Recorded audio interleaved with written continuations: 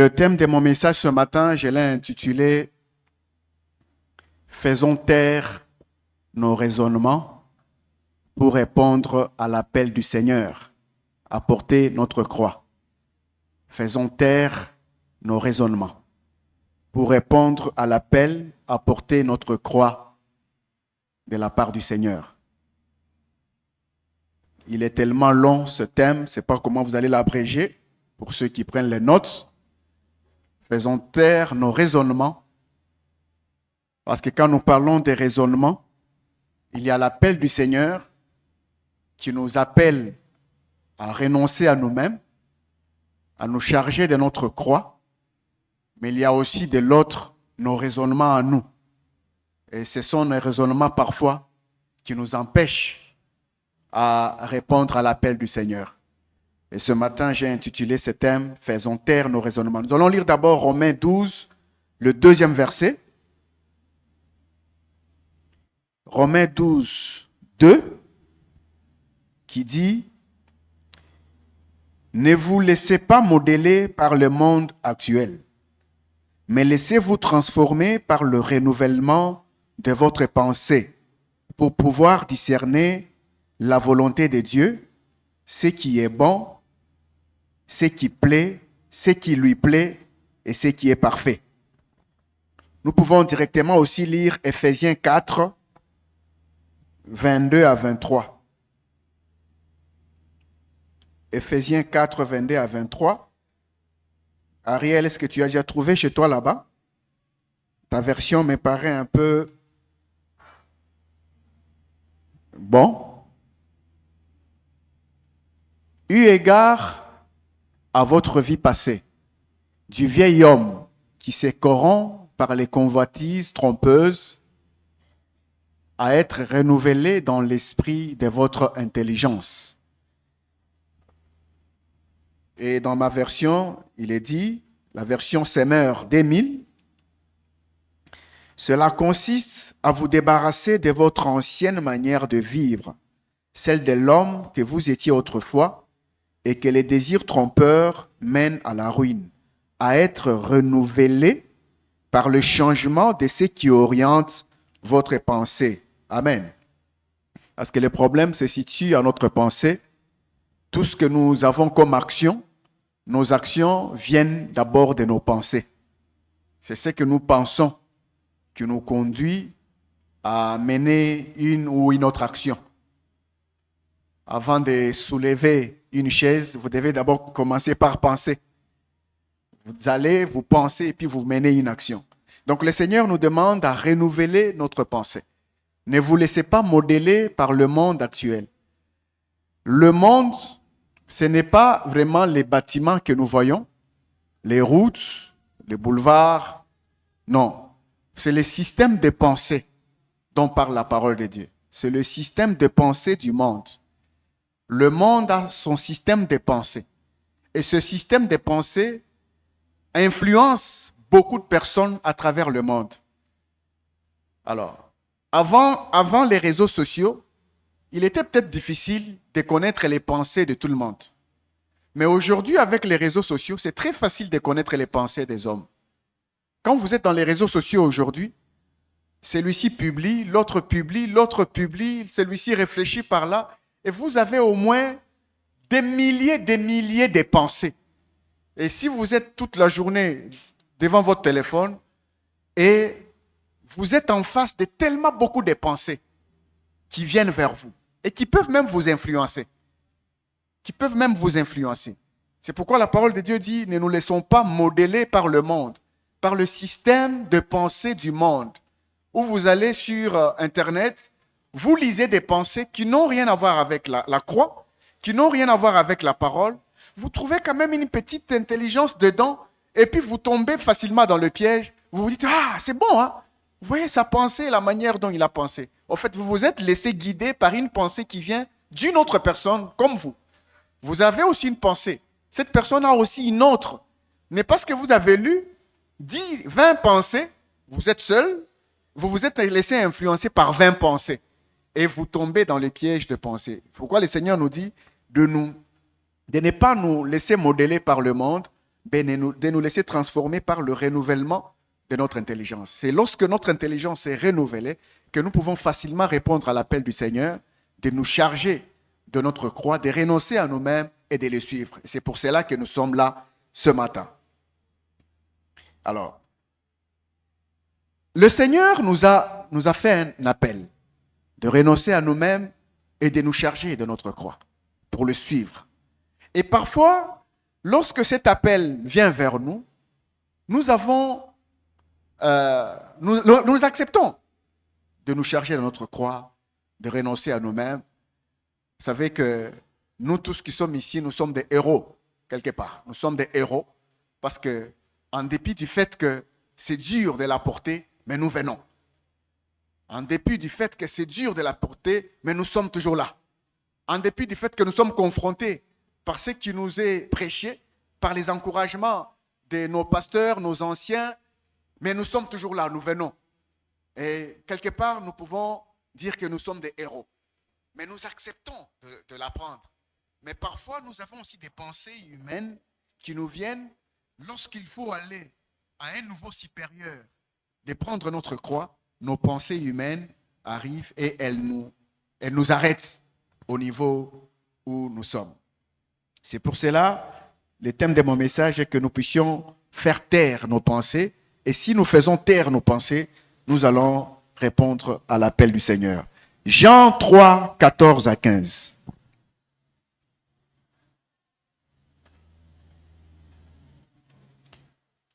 Jean 3, 14 à 15. C'est le Seigneur qui dit: dans le désert, Moïse a élevé sur un poteau le serpent de bronze. De la même manière, le Fils de l'homme doit lui aussi être élevé pour que tous ceux qui placent leur confiance en lui aient la vie éternelle. Amen. Et comme Moïse éleva les serpents dans le désert, il faut de même que le Fils de l'homme soit élevé afin que quiconque croit en lui ait la vie éternelle. Ici, le Seigneur nous rappelle ce qui s'est passé dans le désert. Dans le désert, si vous allez dans Nombre 21, vous allez avoir cette illustration dont parle le Seigneur. Il s'agissait du fait que pendant que les enfants d'Israël ont quitté l'Égypte, pendant qu'ils se retrouvent dans le désert, ils ont péché. Ils ont dit beaucoup de choses qui ont suscité la colère de Dieu. Et Dieu leur avait envoyé des serpents venimeux. Et chaque fois que les serpents venaient, si vous êtes mordu par un serpent, vous mourrez. Tous ceux qui étaient mordus par les serpents étaient en train de mourir du fait du péché qu'ils avaient commis. Mais dans le même désert, je voudrais qu'on lise ça, parce que c'est très important. Qu'on lise ça dans Nombre 21. Je voulais passer, mais je sens que l'Esprit me demande qu'on lise ça.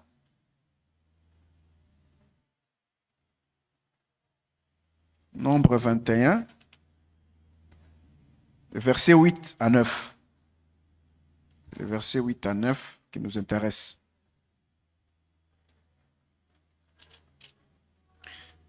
Le verset 8 dit: l'Éternel répondit. Ça, c'est quand le Seigneur parle à Moïse. Le verset 4 dit: les Israélites quittèrent la montagne de Hor par la route de la mer des roseaux pour contourner les pays d'Édom. En cours de route, le peuple se découragea. Ils se mirent à parler contre Dieu et contre Moïse en disant: pourquoi nous avez-vous fait sortir d'Égypte pour nous faire mourir dans le désert? Car il n'y a ni pain ni eau, et nous sommes dégoûtés de cette nourriture des misères. Alors l'Éternel envoya contre le peuple des serpents venimeux qui les mordirent, et il mourut beaucoup de gens d'Israël. Le peuple vint trouver Moïse en disant, et ce qui m'intéressait, pourquoi j'ai lu, le peuple vint trouver Moïse en disant: nous avons péché lorsque nous avons parlé contre l'Éternel et contre toi. Maintenant, veille implorer l'Éternel pour qu'il nous débarrasse de ces serpents. C'est le peuple lui-même qui a péché contre Dieu. C'est le peuple qui pêche Et ici, il y a cet encouragement à nous appeler à nous repentir toujours. À nous repentir. Parce que ici, le peuple qui a quitté l'Égypte, rappelez-vous que c'est le même peuple qui avait été délivré miraculeusement. Délivré miraculeusement par le fait qu'on avait demandé à Moïse de placer le sang de la bête sur les linteaux de la maison. Et l'ange de la mort qui est venu est passé outre. Il est allé tuer seulement chaque premier-né dans la maison des Égyptiens, jusqu'à faire mourir le fils de Pharaon lui-même. Donc le peuple, quelque part, avait bénéficié de la grâce des dieux, du fait qu'ils avaient placé le sang, qui représentait le sang de Jésus-Christ aujourd'hui, selon ce que dit la parole.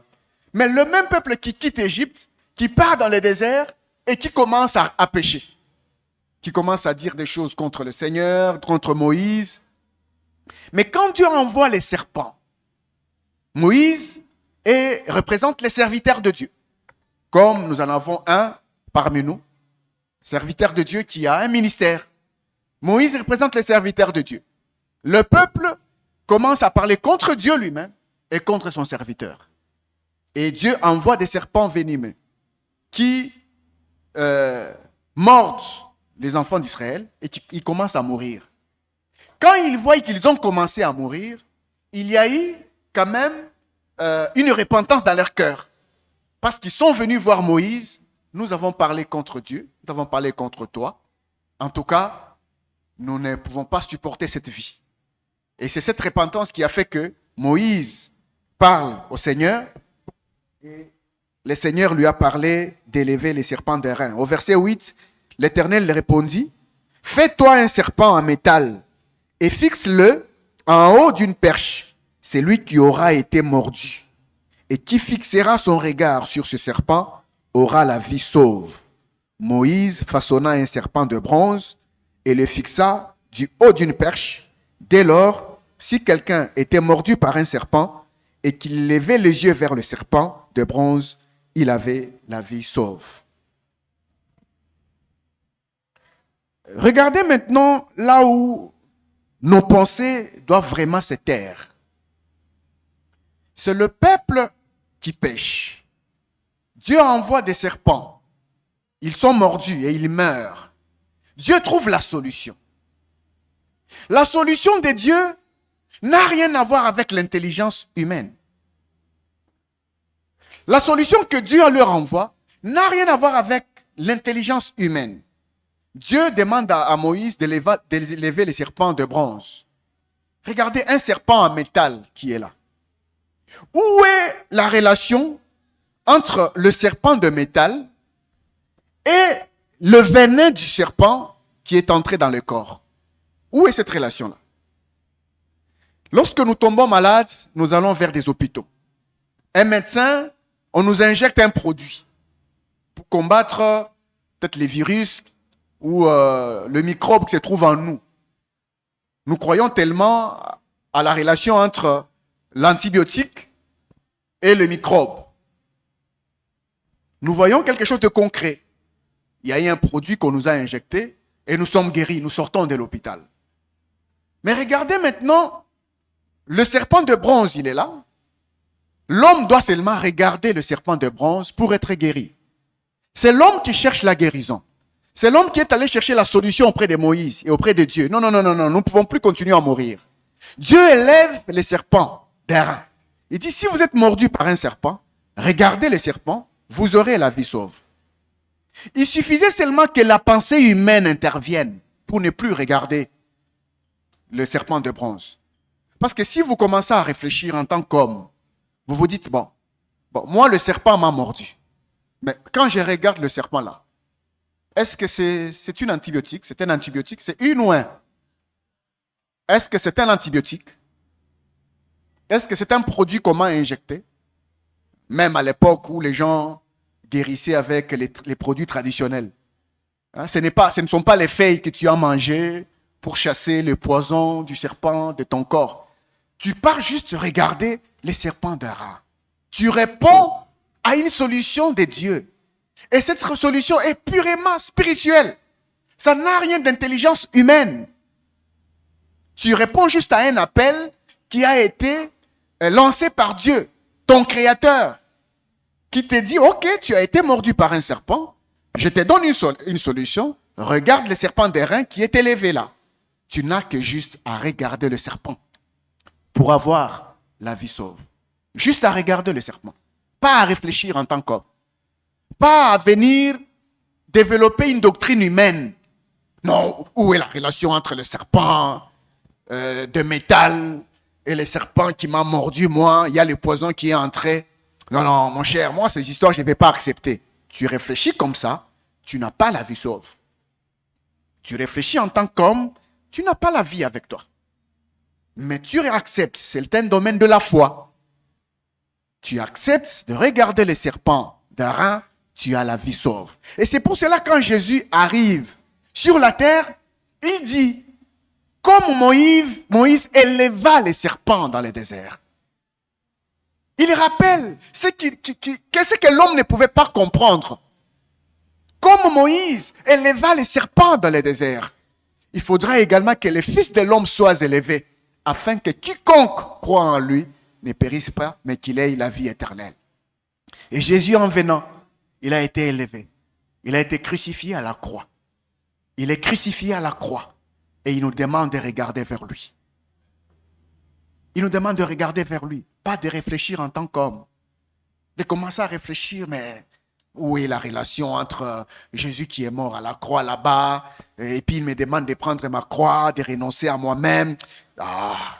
Et quand vous réfléchissez en tant qu'homme, vous vous privez de la vie. Parce que le Seigneur est l'auteur de nos vies. Il sait de quelle matière nous sommes faits. Quelle est la matière qui nous constitue? Il connaît. Il connaît que si je leur donne la croix, ils auront la vie. Donc la vie est à celui qui accepte cet appel du Seigneur, à se charger de sa croix et à suivre le Seigneur. Luc 14, 26 à 27.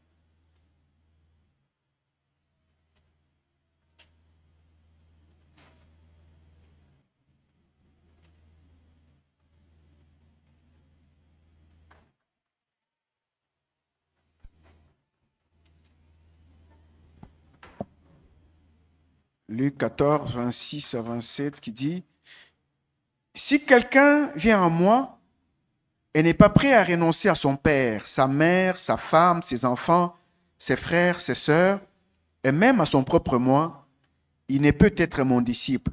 Celui qui ne porte pas sa croix et qui ne me suit pas ne peut être mon disciple. En effet, si l'un de vous veut bâtir la tour, voilà. Là, le Seigneur parle du calcul qu'il faut faire. Ici, c'est le Seigneur qui met les points sur les i par rapport à son appel à devenir son disciple.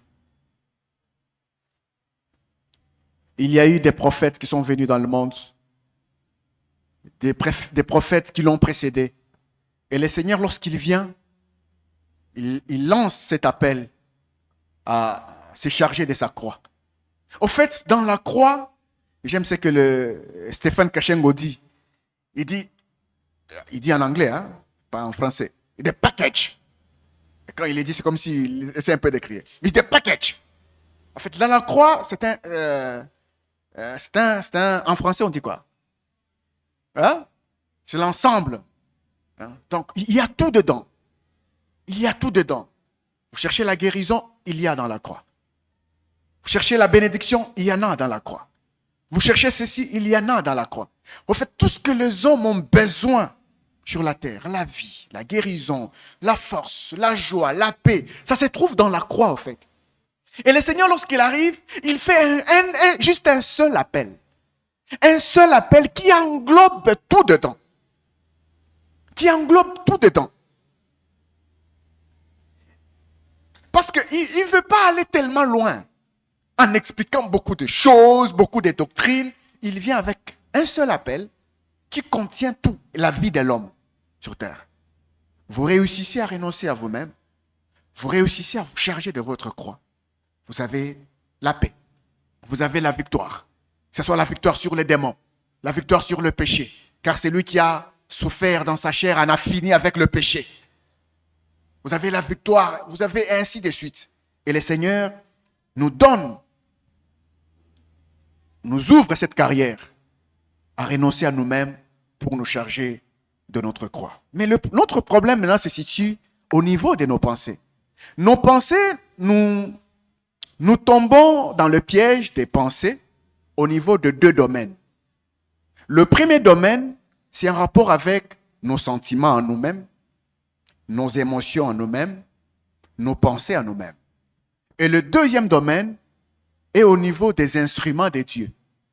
Les instruments, les hommes, instruments de Dieu, dont Dieu se sert. C'est là que nous tombons dans le piège de nos pensées en nous. C'est là que nos pensées en tant qu'hommes commencent à travailler beaucoup pour nous empêcher. Par exemple, Papa Cham disait tout à l'heure, la croix te demande de pardonner. Mais tu commences à réfléchir avec tes pensées. Tu as même accepté, tu es dans une église où on prêche la croix, où on prêche le pardon. Tu as même accepté de pardonner. Tu as même accepté de demander pardon.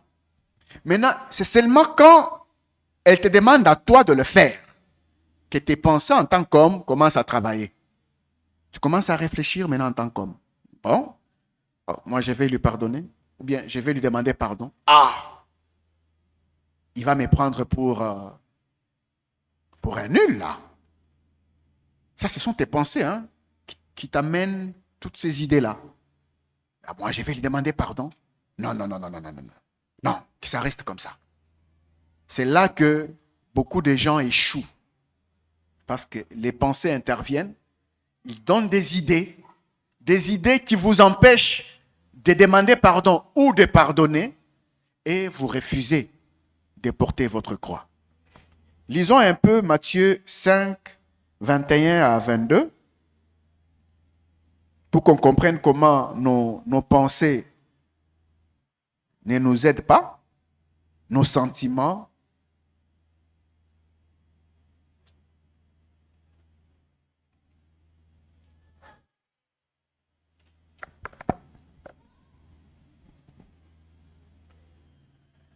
« 21 qui dit, « Vous avez appris qu'il a été dit à nos ancêtres, « Tu ne commettras pas de meurtre.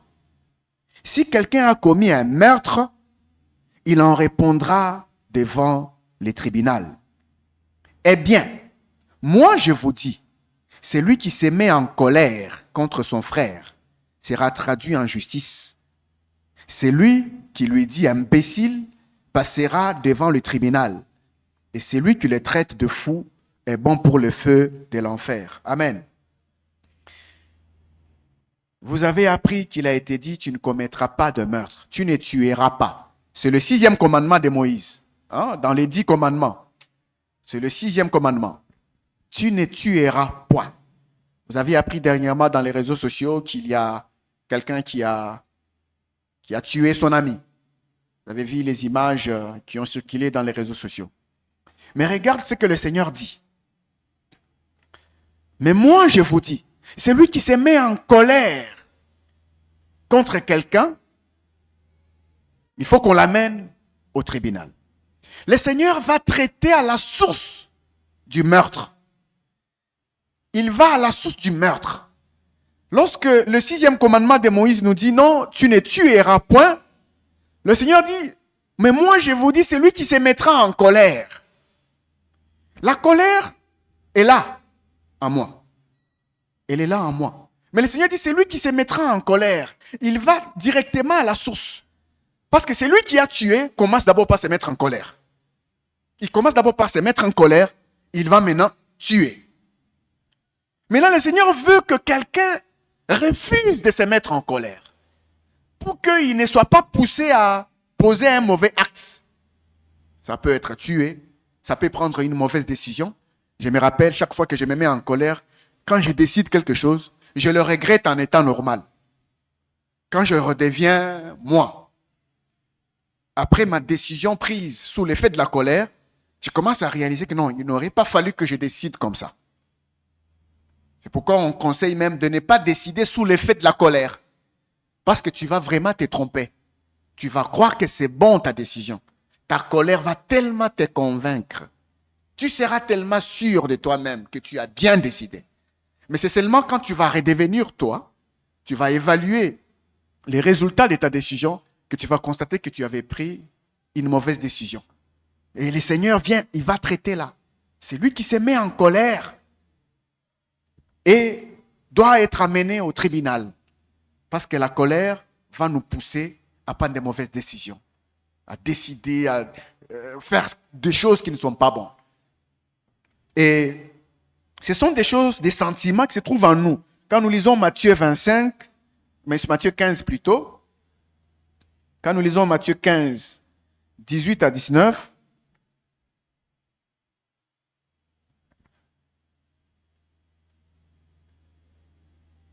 mais ce qui sort de la bouche vient du cœur. Et c'est cela qui rend l'homme impur, car c'est du cœur que proviennent les mauvaises pensées qui mènent au meurtre, à l'adultère, à l'immoralité, au vol, au faux témoignage, au blasphème. Je peux m'arrêter là. Frères, tel que nous sommes là, tel que vous êtes là, nous sommes une masse des sentiments, des émotions, des pensées. Et parfois, quand elles commencent à s'exprimer, ces émotions commencent à s'exprimer en nous, nous pouvons même croire que c'est bon. Et surtout, lorsque nous venons à l'église.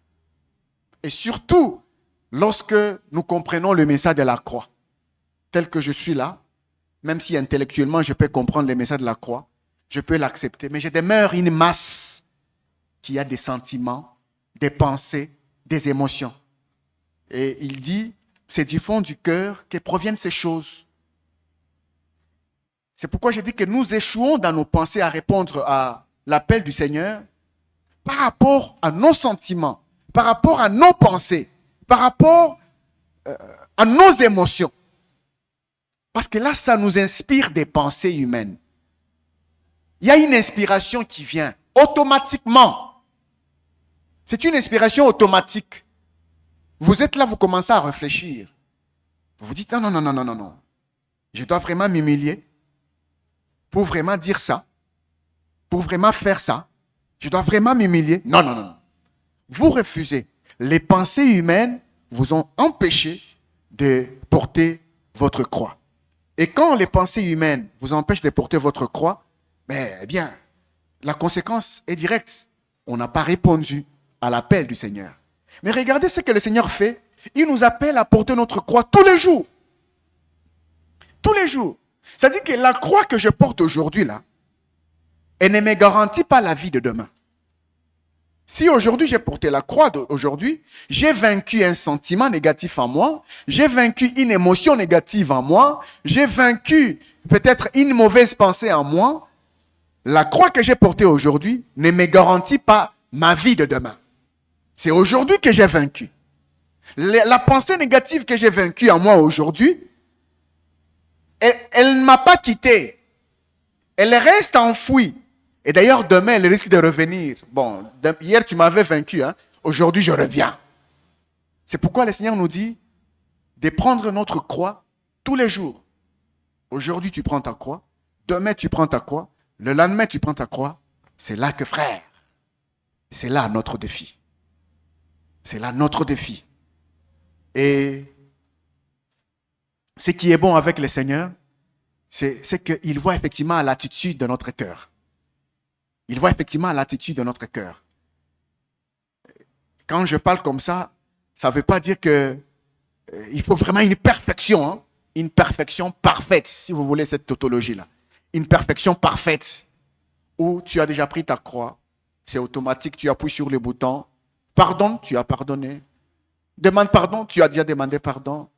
Humilie-toi, tu t'es déjà humilié. Non, c'est une vie, en fait. C'est une vie de tous les jours. Une vie que tu as menée aujourd'hui. Tu as même la joie aujourd'hui d'avoir vaincu aujourd'hui. Waouh! Dis, aujourd'hui, j'ai vaincu. Demain, tu dis, ok, tu avais vaincu hier. Demain, moi, je vais venir. Demain, viens. Il amène un autre sentiment. Et si tu n'es pas éveillé, tu tombes dans un piège. Tu remarques toi-même que tu as annulé ta victoire. Mais ma victoire d'avant-hier là, où est-elle?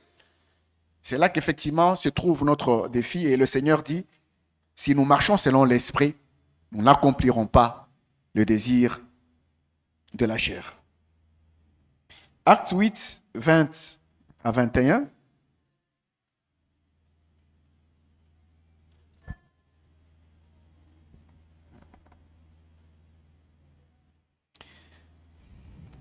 Acte 8, 20 à 21 qui dit, ici c'est l'histoire de Simon, on peut commencer même au 18e verset. Simon vit que l'Esprit Saint était donné aux croyants quand les apôtres leur imposaient les mains. Alors, il leur proposa de l'argent et leur dit, donnez-moi aussi ce pouvoir pour que ceux à qui j'imposerai les mains reçoivent l'Esprit Saint. Mais Pierre lui répondit, que ton argent périsse, et toi et avec lui. Puisque tu t'es imaginé qu'on pouvait se procurer le don de Dieu avec de l'argent, tu n'as ni part, ni droit dans cette affaire, car ton cœur n'est pas droit devant Dieu. J'aime la version ici qui dit, en disant, non, le tout dernier verset, c'est 21 je pense, il n'y a pour toi ni part ni lot dans cette affaire, car ton cœur n'est pas droit devant Dieu.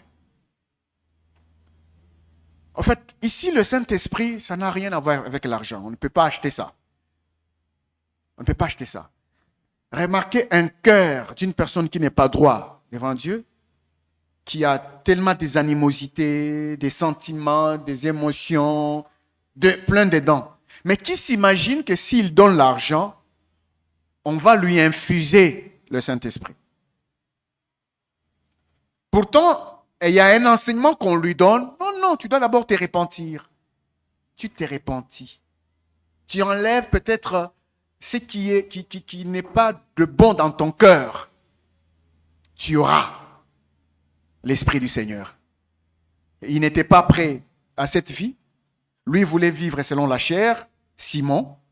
Il voulait continuer à vivre dans sa chair pour qu'on lui donne maintenant un esprit, pour qu'il commence à s'enorgueillir encore davantage. Vous voyez comment la personne réfléchit dans ses pensées humaines, dans sa gloire humaine, dans sa grandeur charnelle. Il s'est dit, ah bon, mais si cette affaire est de cette manière ici, il faut que je puisse avoir cet esprit. Comme ça, je serai un homme fort. Je commence à me promener sur toute la cité ici. Je manifeste cet esprit. On va dire, ah, tu es fort, tu es puissant. Encore une pensée humaine qui t'empêche de prendre la croix. Or, les serviteurs de Dieu qui sont utilisés ici sont eux passés par le chemin que le Seigneur leur avait ouvert. Ils ont répondu à l'appel du Seigneur. Ils sont venus, ils ont renoncé peut-être. Vous savez, tout le temps, ils étaient toujours avec le Seigneur. Mais lui, Simon, était chez lui à la maison en train de pratiquer ces histoires, mais il voulait que par l'argent, on lui donne cet esprit. On va lire 1 Corinthiens 2, 14. Je vais y aller rapidement. 1 Corinthiens 2, 14. Si tu as trouvé, tu mets. Hein? Mais l'homme animal ne reçoit pas les choses de l'Esprit de Dieu, car elles sont une folie pour lui, et il ne peut les connaître, parce que c'est spirituellement qu'on en juge. L'homme animal. Ici, c'est l'apôtre Paul qui nous parle de l'homme animal, tel que nous sommes là. Nous sommes faits de sang et de chair. Il y a des sentiments en nous, des émotions, des pensées, ainsi de suite. La parole de Dieu dit, l'homme animal ne reçoit pas les choses de l'Esprit de Dieu. On ne peut pas le recevoir, car elles sont une folie pour lui. C'est une folie pour lui. Un homme qui n'est pas passé à la croix, qui refuse de se convertir, qui refuse de se repentir même. Il ne peut pas recevoir les choses de l'Esprit de Dieu. Parce que c'est un homme animal. Il vit selon l'inspiration de ses sentiments. Quand on lui dit « énerve-toi », il s'énerve. Quand ses sentiments d'insulte lui disent « insulte », il insulte. Quand ses sentiments lui disent « fais ceci », il fait. Il ne peut pas recevoir les choses de l'Esprit de Dieu, car elles sont une folie pour lui. Et il ne peut les connaître, car c'est spirituellement qu'on en juge. Le verset 15 dit « l'homme spirituel, au contraire, juge de tout, et il n'est pas lui-même, et il n'est lui-même jugé par personne. » J'aime ce que Johan avait dit le dimanche passé, la révélation. En fait, la manière dont je comprends ce verset, de l'homme spirituel, qui est l'homme spirituel? Est-ce que l'homme spirituel, est-ce que c'est l'Mbikoudi? Est-ce que c'est le prophète que tu rencontres sur ta route? Il te dit que je vois dans ta vie ta tante, c'est pas moi livré, c'est pas moi ta richesse. Est-ce que c'est ça l'homme spirituel? C'est que moi je comprends ici l'homme spirituel. L'homme spirituel, au contraire, juge de tout. Et il n'est lui-même jugé par personne. L'homme spirituel ici, c'est celui qui comprend son cœur. Parce que c'est spirituellement qu'on comprend son cœur, qu'on comprend sa vie intérieure. Voilà comment moi je comprends ce verset. Si vous pouvez peut-être avoir votre compréhension à vous aussi, qu'il s'agit peut-être de voir ce qu'il y a dans l'autre, peut-être, si le Seigneur vous permet de voir ça, gloire à Dieu, parce que Jésus lui-même arrivait à voir ce qu'il y a, ce que les disciples se disaient entre eux, ce que les pharisiens disaient dans leur cœur. Jésus arrivait à voir ça, mais selon le contexte même de ce verset, l'homme spirituel, c'est celui, il est spirituel parce qu'il comprend ce qui se passe au-dedans de lui-même. Parce que quand vous comprenez ce qui se passe au-dedans de vous-même, il n'y a que vous qui le savez. Il n'y a que vous qui le savez et Dieu. Il n'y a que vous-même qui le savez et Dieu. C'est là que vous devenez spirituel. C'est là qu'il y a un sentiment négatif. Quand il naît en vous, vous savez que non, il y a un sentiment négatif en moi. Vous le savez. Quand il y a une mauvaise pensée en vous, vous savez, oui, c'est une mauvaise pensée en moi. Vous le savez. C'est une mauvaise... Vous devenez spirituel parce que vous avez jugé, vous vous êtes jugé vous-même. Alors la parole de Dieu dit, il n'est lui-même jugé par personne parce qu'il n'a besoin du jugement des personnes pour comprendre le mal qui se trouve en lui. Il n'a besoin du jugement de personne. En fait, il se juge lui-même. En fait, quand tu auras même la grâce de lui dire que mais, tu ne vois pas que ton attitude n'est pas bonne, il le sait déjà. Il l'aura déjà su même avant toi. Que tu lui dises, mais tu ne vois pas que tu as une mauvaise attitude là. Il dit, mon frère, j'ai découvert ça moi-même. J'ai vu que mon attitude n'est pas bonne. En fait, il n'est jugé par personne parce que lui-même s'est déjà jugé au départ. Il devient un homme spirituel. Il juge de tout ce qui se passe en lui. Eh bien, si effectivement Dieu maintenant lui donne maintenant de se juger lui-même et de comprendre aussi ce qui se passe dans les autres, gloire à Dieu. Gloire à Dieu de réaliser qu'effectivement, il peut voir qu'il y a un sentiment négatif dans l'autre, dans le frère, dans la sœur. Effectivement, Dieu merci pour ce don. Mais selon le contexte de ces versets, parce qu'on parle de l'homme animal. L'homme animal qui vit selon la chair. L'homme animal ne reçoit rien de Dieu parce qu'il vit selon la chair. Quand il y a une pensée qui lui dit, tu ne peux pas pardonner, il refuse de pardonner. Quand il y a une pensée qui lui dit, tu ne peux pas t'humilier, il refuse de s'humilier. Quand il y a une pensée qui lui dit, non, tu ne peux pas faire cette bonne action, il refuse de faire cette bonne action. Et quand il y a cette pensée qui lui dit de faire cela, cet homme est un homme animal. Maintenant, il devient spirituel quand? Il devient spirituel quand les mauvaises pensées passent par lui et il est capable lui-même de les déceler en lui-même. Que non, c'est une mauvaise attitude que j'ai là. Qu'est-ce qui se passe? Frère, vous savez, je dis toujours, même à la maison, je peux m'asseoir là. J'écoute un message. ça peut susciter en vous même la colère. Vous devez tout de suite réaliser que cette colère-là, c'est effectivement ça, l'homme charnel. Quand vous êtes confronté là, quand nous sommes confrontés là, chacun de nous, quand nous sommes encouragés, mais nous sommes confrontés, nous devons réaliser à dire, l'évangile reste vrai. Le sentiment qui se trouve en moi, c'est le sentiment négatif de l'homme charnel. Mais quant à l'évangile, il reste vrai. Mais quand vous allez jusqu'à vous énerver, parce que vous avez été confronté, jusqu'à prendre une mauvaise décision, parce que vous avez été confronté, vous fuyez l'évangile de la vérité qui vous amène vers la vie. C'est pour cela, le Seigneur, quand il prêche, il a plusieurs disciples. Quand il prêche, il dit, si vous mangez mon corps, vivez mon sang, vous aurez la vie. Plusieurs de ses disciples sont partis. Les 12 sont restés.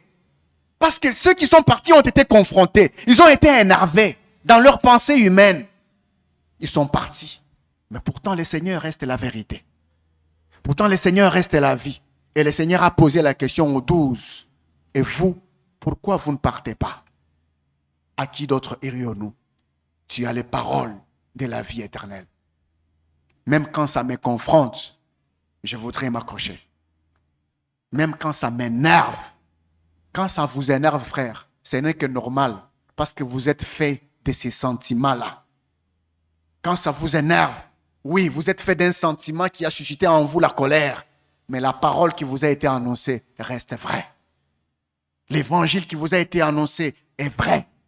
C'est le sentiment négatif qui est en vous, qui se réveille, qui s'exprime, qui produit la colère en vous. Mais il faut arriver à dire comme Pierre, à qui d'autre irions-nous? Tu as les paroles de la vie éternelle. Et quand on arrive à dire cela, on met de côté son sentiment négatif. On les cloue à la croix. On dit à son sentiment négatif, non, ta place est à la croix.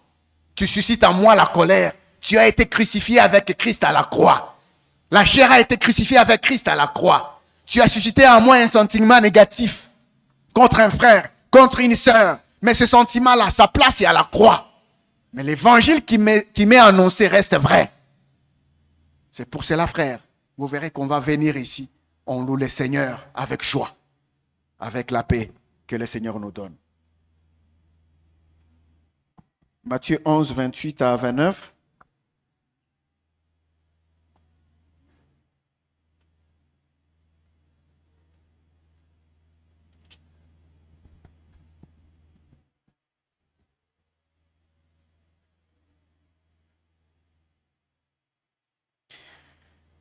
Venez à moi, vous tous qui êtes accablés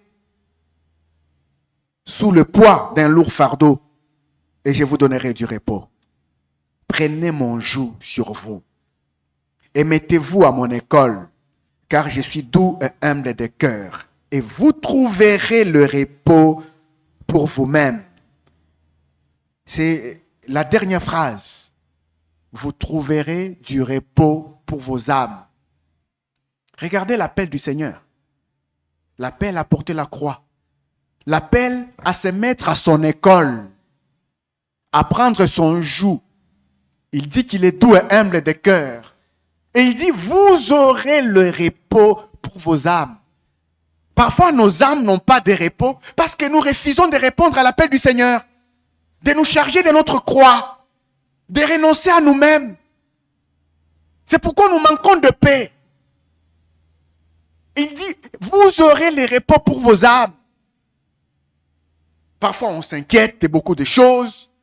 On s'inquiète juste parce qu'on a refusé la solution du Seigneur. C'est pourquoi, frère, ce matin, je voudrais nous encourager à faire taire nos raisonnements en tant qu'hommes. Un jour, le jour où le Seigneur m'a donné ce thème, j'étais là en train de prier. Un jour, il y a plusieurs dimanches passés, j'étais là en train de prier. Alors j'ai commencé à prier, je disais au Seigneur, Seigneur, même si c'est dur pour moi, je te fais confiance. Seigneur, même si c'est dur, mais dans la croix, il y a la vie. Le Seigneur dit qu'il est le chemin, la vérité et la vie. Pensez-vous vraiment que c'est rien? C'est pour rien que le Seigneur nous dise qu'il est le chemin, la vérité et la vie. Vous allez trouver la vie où? Dans quelle doctrine vous allez trouver la vie? Vous allez trouver la paix où? Dans quelle doctrine vous allez trouver la paix? Vous allez trouver la joie où? Dans quelle doctrine vous allez trouver la joie? Dans nos pensées humaines, il n'y aura jamais de vie. Nos pensées humaines vont nous amener toujours à vivre selon la chair. Et nous allons nous tromper. Mais dans l'appel du Seigneur, il y a la vie. Et si nous acceptons de faire confiance au Seigneur, Seigneur, je te fais confiance. Tu m'as demandé de m'humilier, de me charger de ma cause. J'ai déjà donné ce témoignage ici, une fois, pour les couples mariés, ils connaissent parfois des situations. Quand j'ai une petite situation à la maison avec mon épouse, j'ai déjà constaté ça. Si je me dis, je vais me taire, le matin, je vais me réveiller avec une paix totale dans mon cœur. Mais si je me dis, je vais répondre, et quand je me réveille le matin, je suis toujours furieux, je suis toujours mal à l'aise, je n'ai toujours pas de paix. Maintenant, moi-même, j'arrive à évaluer ça. Je dis, mais cette fois-là, quand je n'avais pas parlé, le matin, je me suis réveillé. C'est comme s'il ne s'était rien passé le soir. Mais cette fois, quand j'ai parlé, mais le matin, je me réveille, je suis furieux, je n'ai pas de paix, je n'ai pas de joie, je n'ai pas de force. Et c'est là que je commence à comprendre. Je dis, non, Seigneur, toi qui nous demandes de prendre la croix là, tu as raison. Tu as raison. Effectivement, il y a la vie. Effectivement, il y a la paix. Si nous faisons confiance au Seigneur, frère, nous allons manger les fruits de la vie. Et le tout dernier verset que nous allons lire, le premier domaine, comme je le dis, le domaine de nos pensées, c'est le domaine de nos sentiments. Mais le deuxième domaine, c'est le domaine des instruments de Dieu. Là aussi, nos pensées interviennent. C'est là que vous avez les enfants d'Israël, quand ils quittent l'Égypte, ils vont dans le désert, ils commencent à parler et contre Moïse et contre Dieu. Alors, le deuxième domaine, c'est le domaine des instruments de Dieu. Jean 5, 41 à 46. On va voir comment le Seigneur parle de lui-même.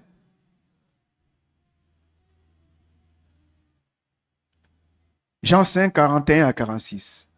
Je ne cherche pas à être applaudi par les hommes. Seulement, je constate une chose. Au fond de vous-même, vous n'avez pas d'amour pour Dieu. Je suis venu au nom de mon Père et vous ne me recevez pas. Si un autre vient en son propre nom, vous le recevez. Vous voyez le constat du Seigneur. Le Seigneur lui-même fait un constat. Il vient au nom de son Père. Il ne parle pas de lui-même. Il vient parler du message que son Père lui donne. On ne le reçoit pas. Mais il constate que ceux qui viennent parler d'eux-mêmes, ils sont reçus. Ils sont acceptés. Vous voyez à quel niveau nos pensées d'hommes nous trompent lorsque un instrument de Dieu se présente devant nous. Lorsqu'un instrument de Dieu se présente devant nous, nous voulons qu'il nous dise des choses qui vont caresser nos oreilles. On caresse nos oreilles. C'est ce que j'appelle l'évangile à l'eau des roses. Tel que je suis là, chacun de nous a sa pensée. Imaginez-vous que je commence à prêcher les choses qui concourent avec vos calculs en tant qu'homme. Vous voyez comment vous allez être content avec moi? Vous allez être tellement content avec moi. Peut-être que maintenant que vous réfléchissez qu'en sortant d'ici, vous avez un rendez-vous, vous aurez un peu d'argent quelque part. Mais vous m'entendez dire directement, quand tu vas juste sortir là, tu vas avoir un rendez-vous, tu vas avoir un peu d'argent, tu vas crier Amen. Parce que ça rencontre ta pensée à toi. Ça raconte ta pensée à toi. Ça ne te confronte pas. Ça te réjouit d'ailleurs. Parce que, et tes pensées à toi, tes sentiments, tes besoins à toi en tant qu'homme, sont rencontrés par les prédicateurs. Nous faisons route ensemble. Mais si je dis quelque chose qui te confronte, ah là, il y a un problème. Mais le Seigneur vient. Il parle aux hommes. Il est envoyé par son Père. Il constate que ceux-là ne le reçoivent pas. Vous savez, c'est pourquoi j'aime les messages de la croix. Parce que nous sommes à Sitiema et avec toutes les églises, comme ici à Kinshasa, les prédicateurs parlent de la croix. Ils renoncent à leur propre vie. Comment rejeter un prédicateur comme ça? Comment rejeter un messager comme ça? Quelqu'un qui ne vient pas parler de lui. Quelqu'un qui vient parler de Christ. Il est différent de quelqu'un qui vient parler de lui, qui vient trouver son propre intérêt. Différent de celui qui vient chercher sa propre gloire. Mais le Seigneur dit, vous me rejetez, mais vous acceptez ceux qui viennent parler d'eux-mêmes. Quelqu'un qui commence à parler de comment il a acheté 5 maisons, 5 voitures. Maintenant, pour retourner ça au peuple de Dieu, pour dire, comme moi j'ai reçu, toi aussi tu vas recevoir. Directement, il y a un grand amen de l'autre côté. Nous devrions faire très attention là-dessus. Il poursuit, il dit, au verset 44, il dit, d'ailleurs, comment pourriez-vous parvenir à la foi alors que vous voulez être applaudis les uns par les autres? Comment pourriez-vous arriver à la foi?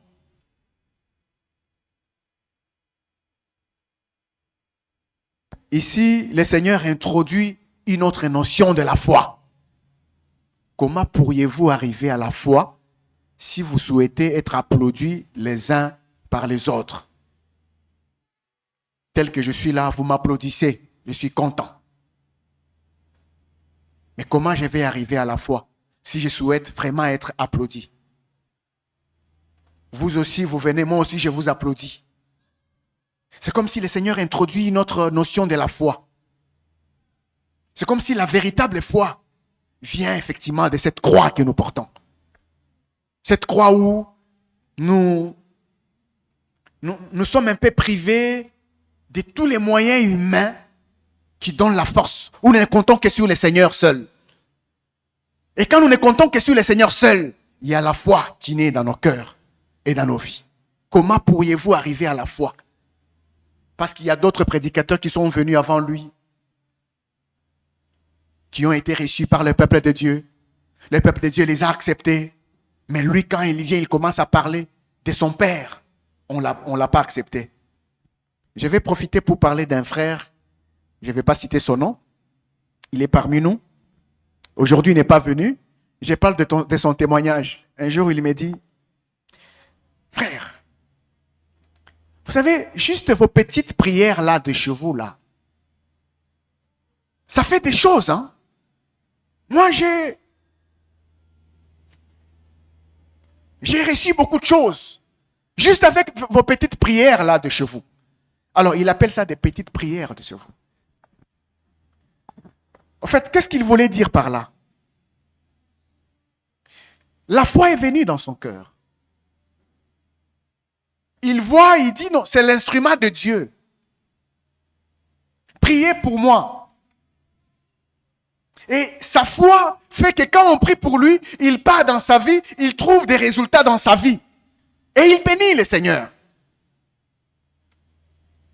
Mais quand il y a un instrument de Dieu qui est là, tu n'as pas la foi d'aller vers l'instrument de Dieu, parce que tu refuses d'accepter cet instrument de Dieu, tu t'attends à quel résultat dans ta propre vie? Tu t'attends à quel résultat dans ta propre vie? Et ce frère-là, il continue à venir parmi nous, parce que quand on a prié pour lui, il a obtenu des résultats dans sa vie, et il a continué à venir chercher le Seigneur. Donc l'instrument de Dieu, Dieu se sert des instruments.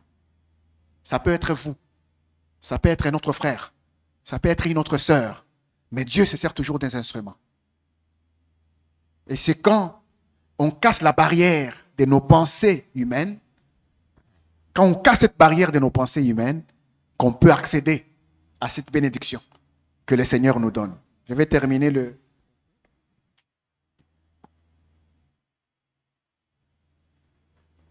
Et que vous ne cherchez pas la gloire qui vient de Dieu seul. Là, j'en avais déjà parlé. On va jusqu'au verset 46. N'allez surtout pas croire que je serai, moi, votre accusateur auprès de mon Père.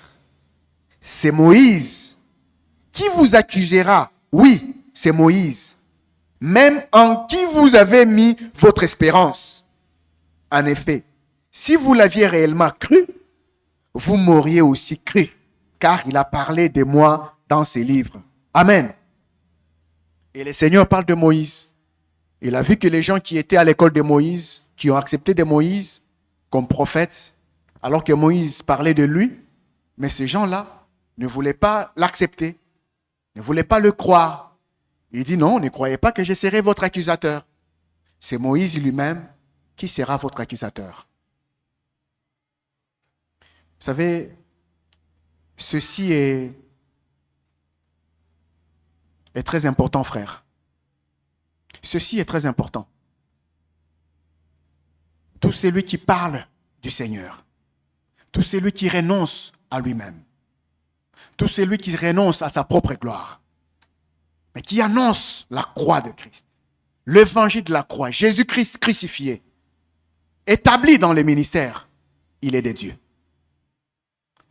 Mais si vous acceptez l'un et vous rejetez l'autre, il se pourrait que celui que vous avez accepté vous accuse. Parce que c'est ici, Moïse, que le Seigneur cite. Moïse va vous accuser. Parce que Moïse a parlé de moi. Moïse va dire, non, non, effectivement, Dieu, j'avais parlé à ce peuple de lui. Mais pourquoi ils ne l'ont pas cru quand il est venu? C'est leur problème. Moi, je lave les mains. Parce que j'avais fait ma part. À ce niveau aussi, nos raisonnements, nos pensées en tant qu'hommes devraient s'arrêter. Nous devrions faire taire nos raisonnements. Il y a un appel du Seigneur qui nous a été lancé. L'appel à porter notre croix. L'appel à nous charger de notre croix. À renoncer à nous-mêmes. Pour que nous puissions manger les fruits de la vie du Seigneur. Les fruits de la croix. C'est la paix, c'est la joie. Et si nous y allons de cette manière, le Seigneur va nous bénir. Le Seigneur va nous encourager de plus en plus à continuer sur cette course. Vous verrez que ça va être tellement facile. Plus on avance, même si la croix va encore, le poids de la croix va encore augmenter, mais puisque nous avons accepté dans notre attitude de porter notre croix, le Seigneur, avec son esprit, nous donnera la force. Il va nous fortifier pour que nous ne puissions pas reculer, pour que nous puissions terminer la course. Voilà les messages de ce matin, mon encouragement de ce matin. Que le Seigneur vous bénisse.